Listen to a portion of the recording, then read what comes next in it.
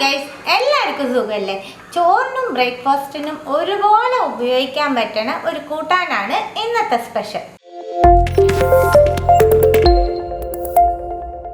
കുറച്ച് ചെറുപയർ എടുത്തിട്ടുണ്ട്. ചെറുപയറിലേക്ക് ഒരു ഏലക്ക, 2 ഗ്രാമ്പു, ചെറിയ കഷ്ണം പട്ട. ഞാൻ കുറച്ച് ചെറുപയർ എടുത്തുള്ളൂ. നിങ്ങൾക്ക് കൂട്ടാൻ ആവശ്യമുള്ള പയർ എടുത്തോളൂ. അതനുസരിച്ച് പട്ടയും ഏലക്കയും ഗ്രാമ്പൊക്കെ കൂട്ടിക്കോളൂ കേട്ടോ. ചെറുപയറിന് ആവശ്യമായിട്ടുള്ള ഉപ്പ് ചേർക്കുന്നുണ്ട്.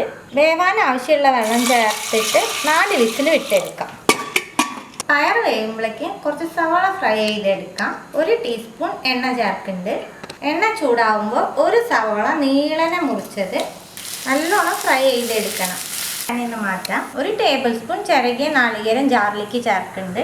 1 ടേബിൾ സ്പൂൺ ആവശ്യത്തിന് പുളിയുള്ള തൈര്.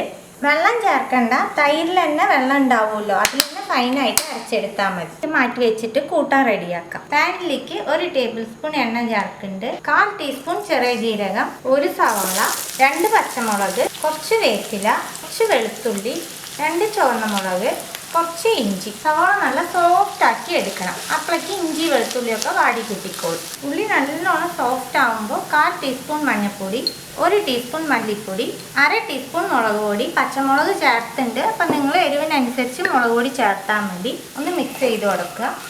വെള്ളം ചേർത്ത് പൊടികളുടെ പച്ചമണം പോണ വരെ ഒന്ന് കുക്ക് ചെയ്തെടുക്കാം. പൊടികളുടെ പച്ചമണം പോയതും ഇതിലേക്ക് പകുതി തക്കാളി ചേർക്കുന്നുണ്ട്. തക്കാളി ഒന്ന് സോഫ്റ്റ് ആക്കി എടുക്കാം. വെന്ത് കുഴഞ്ഞു പോകുമൊന്നും വേണ്ട.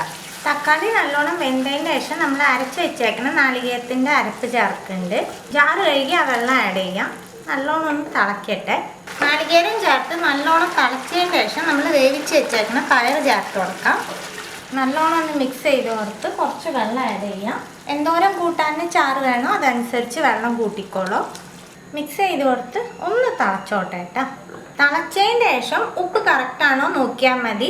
ചെറുപയറിൽ നമ്മൾ ഉപ്പ് ഇട്ടിട്ടാണ് വേവിച്ചേക്കുന്നത്. കൂട്ടാൻ നല്ലോണം തിളയ്ക്കുമ്പോൾ ഇതിലേക്ക് 1 ടീസ്പൂൺ നെയ്യ് ചേർക്കുന്നുണ്ട്. നെയ്ക്ക് പകരം വെളിച്ചെണ്ണ ചേർത്താലും മതി കേട്ടോ. നമ്മൾ വറുത്ത് വെച്ചേക്കണ സവാള ചേർക്കാം. കുറച്ച് വേപ്പില കീറിയിടുന്നുണ്ട്. ഫ്ലെയിം ഓഫ് ആക്കുന്നുണ്ട്. ഇത്രയേ ഉള്ളൂ കേട്ടോ. 10 മിനിറ്റും പോലും വേണ്ട. ഒരു വെറൈറ്റി ചെറുപയർ കൂട്ടാനാണ്. എല്ലാ തരം ബ്രേക്ക്ഫാസ്റ്റിനും അടിപൊളിയായിരിക്കും. ട്രൈ ചെയ്ത് നോക്കൂ. ട്രൈ ചെയ്ത് നിങ്ങളുടെ ഫീഡ്ബാക്ക് ഒക്കെ അറിയിക്കും. പുതിയ റെസിപ്പി ആയിട്ട് അടുത്ത വീഡിയോയിൽ കാണാം. See you. ബൈ.